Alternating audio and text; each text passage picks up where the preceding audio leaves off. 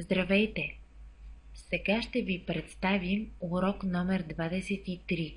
Минало свършено време. Глаголът в минало свършено време означава действие, извършено и завършено преди момента на говорене. Този момент може да бъде изразен винаги, когато говорещия и слушащия намерят това за необходимо. Говорих по телефона. Вчера говорих по телефона. Снощи в 9 часа говорих по телефона. Минало свършено време на глаголът съм. Положителна форма. Аз бях ученик. Ти беше ученик. Той беше ученик. Тя беше ученичка. Ние бяхме ученици. Вие бяхте ученици. Те бяха ученици. Въпросителна форма.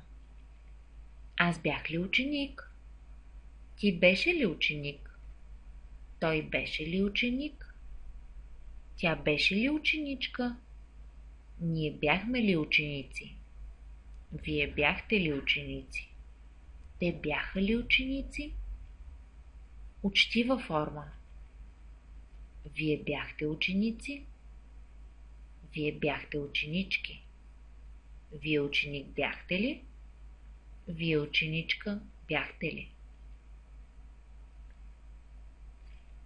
Отрицателна форма. Аз не бях ученик. Ти не беше ученик. Той не беше ученик. Тя не беше ученичка. Ние не бяхме ученици. Вие не бяхте ученици. Те не бяха ученици. Въпросително отрицателна форма. Аз не бях ли ученик? Ти не беше ли ученик? Той не беше ли ученик? Тя не беше ли ученичка? Ние не бяхме ли ученици? Вие не бяхте ли ученици? Те не бяха ли ученици? Упражнение. Попълнете празните места с подходящите форми на глаголът съм в минало свършено време. Иван беше от Пловдив. Петя беше ученичка. Ние бяхме студенти. Ти беше добро момче. Ани и Свилен бяха учители.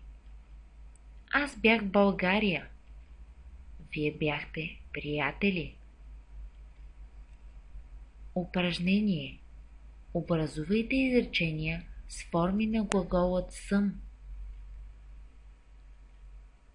Днес бях гладен.